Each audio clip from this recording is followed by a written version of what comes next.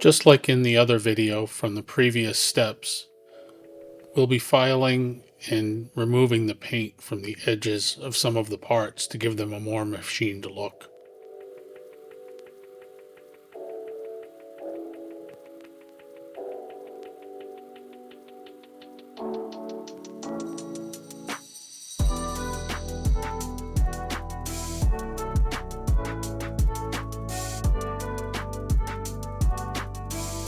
Using a combination of number 2 and number 3 jeweler's files gives a reasonable finish without too much work.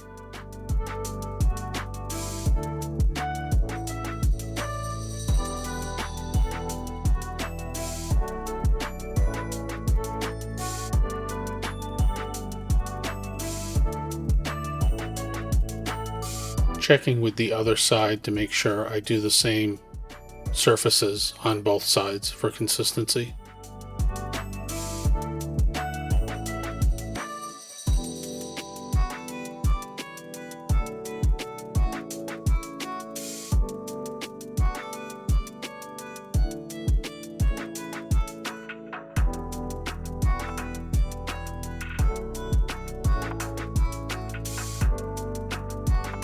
These pots will receive some weathering and distressing once assembled, so a little bit of paint remaining in some of the casting imperfections is not an issue.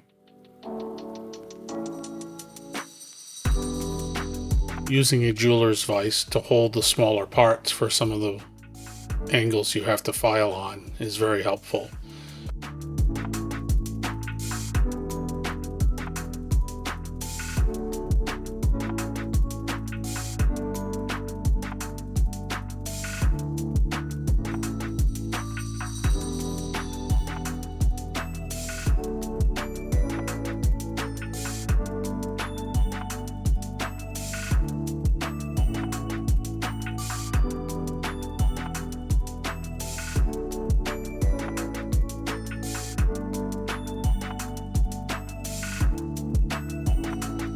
The 4-camera array that you're seeing in these videos are how I capture most of the work on the bench.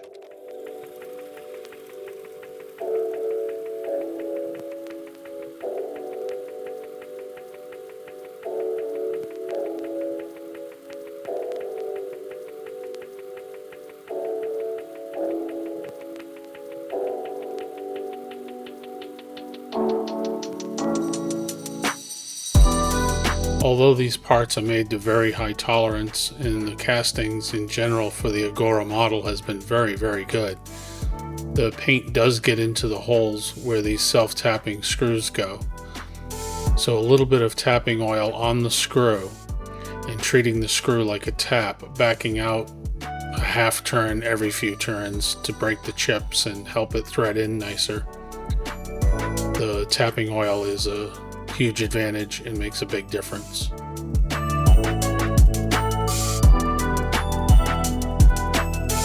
Once assembled, I checked for proper motion. These suspension parts have to have some play so they can move.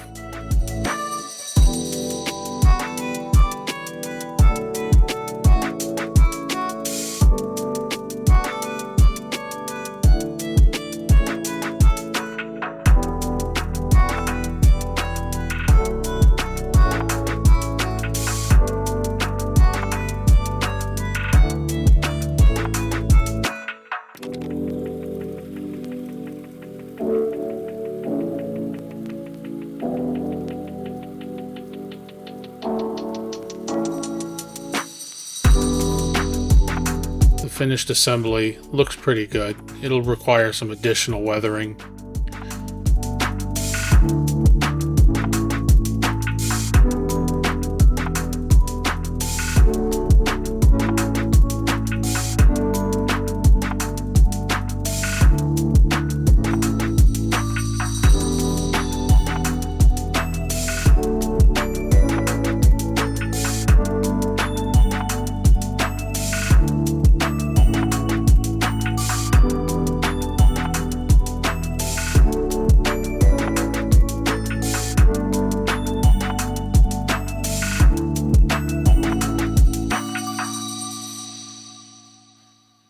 Now that we have the right front suspension assembled, we can connect it to the existing dash piece.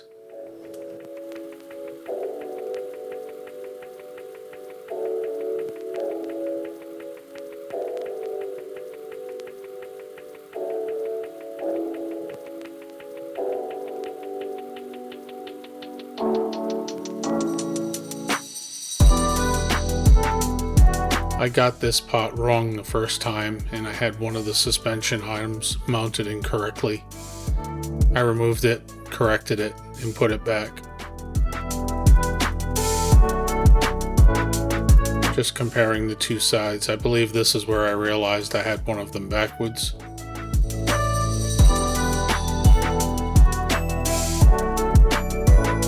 For knocking down the shine on these painted parts, I use Scotch-Brite pads by 3M.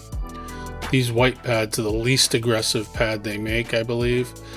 It's mostly for cleaning, but it's very, very gentle. The red pad is a little more aggressive and is considered a general use pad. And the gray pad is very aggressive and is as good as some light grade sandpaper. I buy these in the 6" by 9" sheets and cut them into small pieces to be used.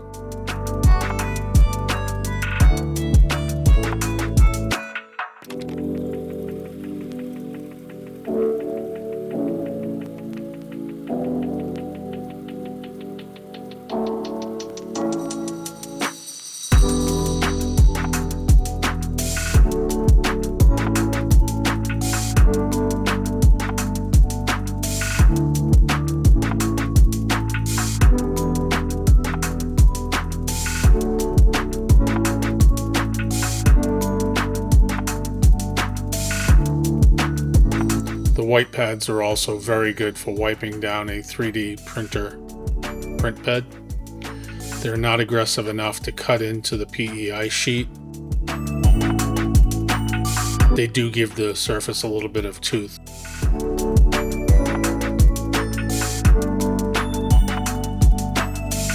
The scissors I'm using are from the dollar store, and they were purchased specifically for cutting 3M and sandpaper. I keep them with the sandpaper, and when they get dull and no longer work well, I'll spend another $1 and get another pair.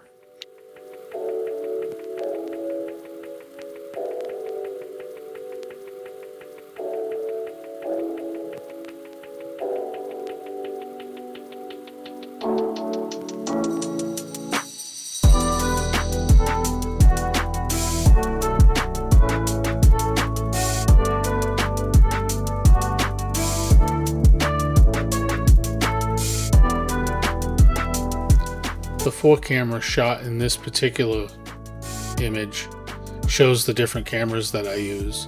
The top left is my Samsung Note 10 Plus phone going through an HDMI capture, and that is a 4K image.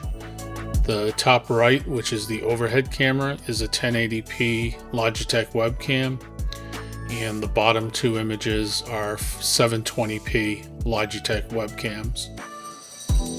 I capture all 4 of these at once through OBS and then cut to close-ups, or I can crop down to whatever image I want to put in the final videos.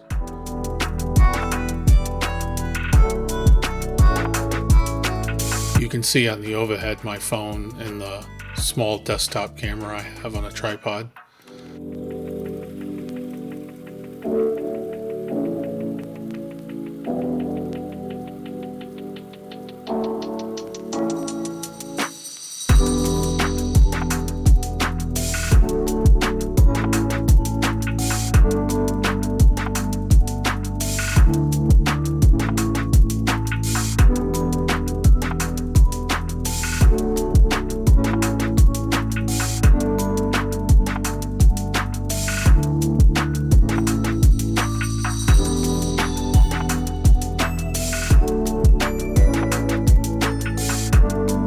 Usually go over the parts as I'm assembling them, and again, once they're assembled, you can see this is a back cut. This is before I attach the other suspension on the other side, and I had started working on this frame.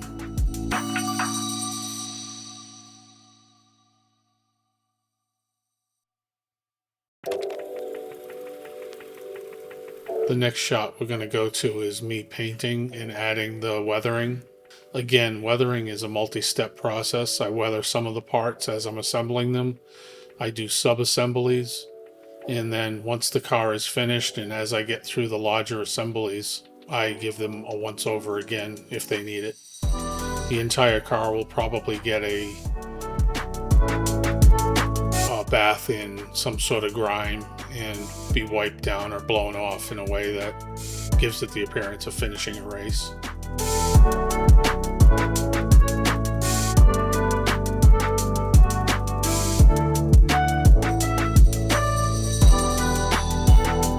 I'm using oil paints. They give me a little bit longer working time, I find, and I can cut it with mineral spirits. Mostly dark and rusty colors mixed together give you a grime color. I don't have a recipe. I grab various colors at random each time based on the effect I want to go for.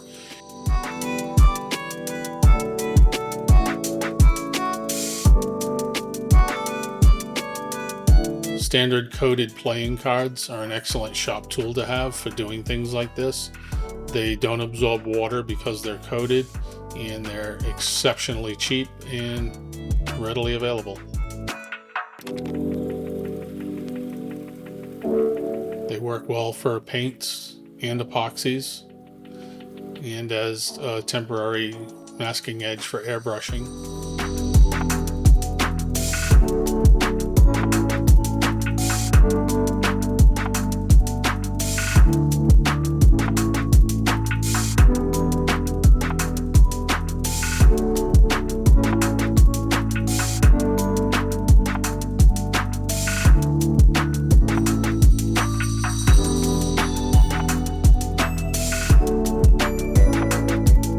Putting the oil on with a brush in dabs gives me little chunky bits that go into the cracks and crevices, and using a piece of blue roll to dab it off and wipe some of the surfaces, trying to remove some but not all. And in general, I will wipe off more than I think I should because I can always go back and add more.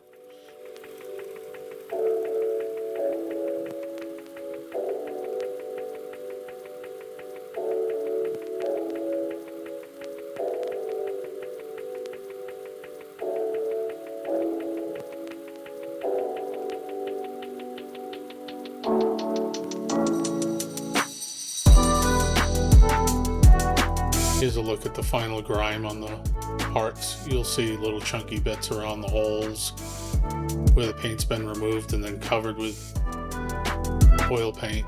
Back of the steering wheel, and the steering wheel was heavily distressed since that's an item that would be well used. Next step I'm going to be doing appears to be the brakes and tires. So that'll be step 30, and that'll be coming up in the next video. If you stayed here this long, thank you for watching.